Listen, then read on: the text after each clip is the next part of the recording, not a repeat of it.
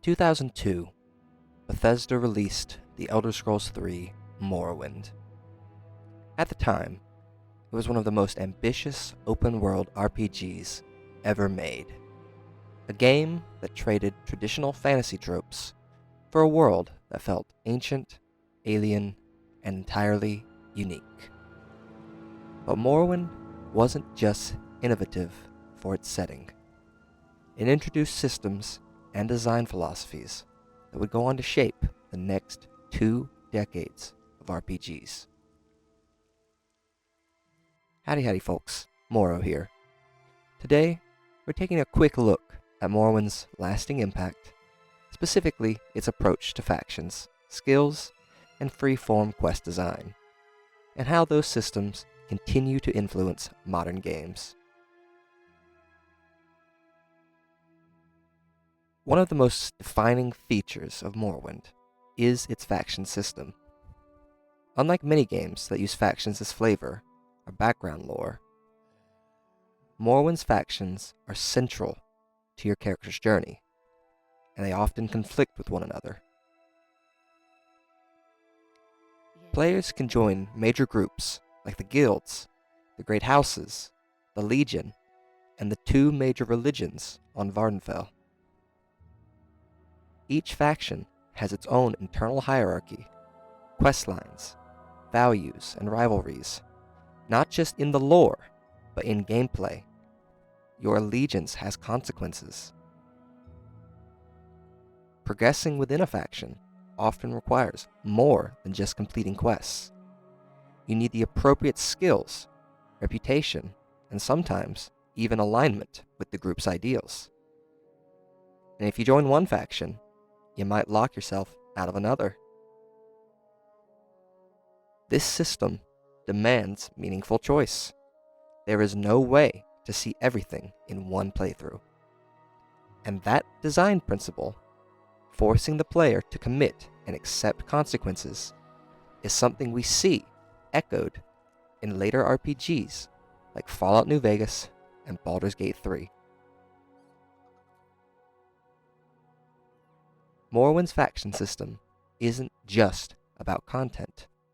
It's about shaping your identity in the world and giving your choices real weight.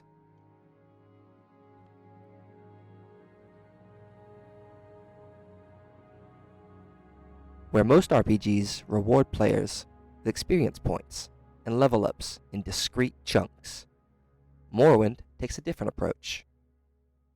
You don't level up through XP from fighting or turning in quests. You level up by using your skills. Fighting improves the associated weapon skill. Casting spells increases your proficiency in that school of magic. Running, jumping, crafting, bartering, all of these gradually define your character. This creates a sense of organic growth. You're not restricted from using any skill. You can experiment, adapt your playstyle, and specialize as you go. However, your chosen class still matters. Only your major and minor skills contribute to your character level, while other skills will improve, but won't help you level. Changing direction mid-game can be slow, but it's never impossible. Many later RPGs adopted this philosophy.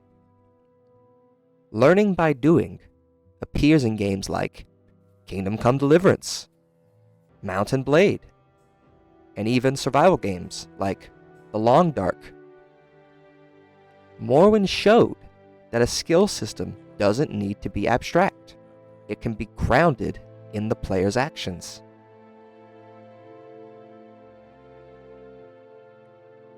One of the most striking aspects of Morrowind's design is its approach to questing.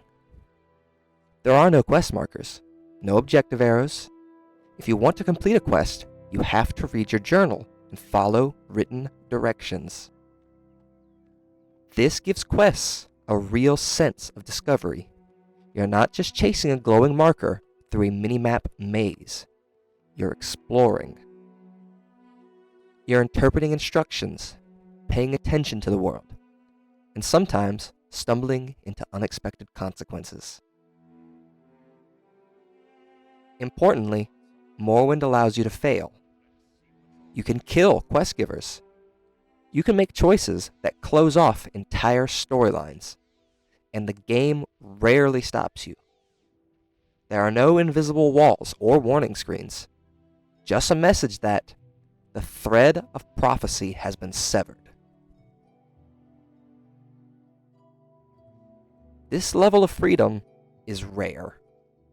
Most modern RPGs are afraid to let players break things, but Morrowind embraced it. And that spirit lives on in games that prioritize player agency. Morrowind wasn't perfect. Its systems were opaque, its combat was clunky, and its refusal to guide the player could sometimes be frustrating. But beneath the rough edges was a vision of what RPGs could be: complex, reactive, and deeply personal. As the Elder Scrolls series progressed, many of these elements were softened or removed. In Oblivion, quest markers became standard. Faction conflicts were minimized. Skill requirements outright removed.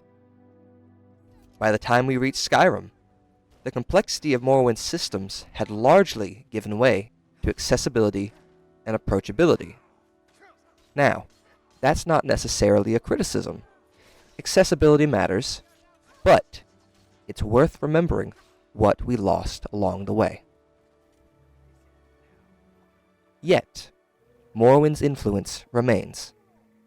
In the RPGs that dare to challenge players, in systems that reward experimentation over optimization, in games that allow failure, ambiguity, and true choice.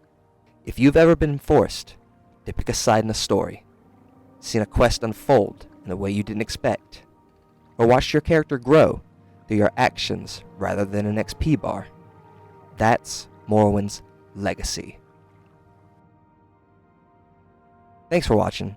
If you enjoyed this quick dive into Morrowind and RPG history, consider subscribing for more content like this.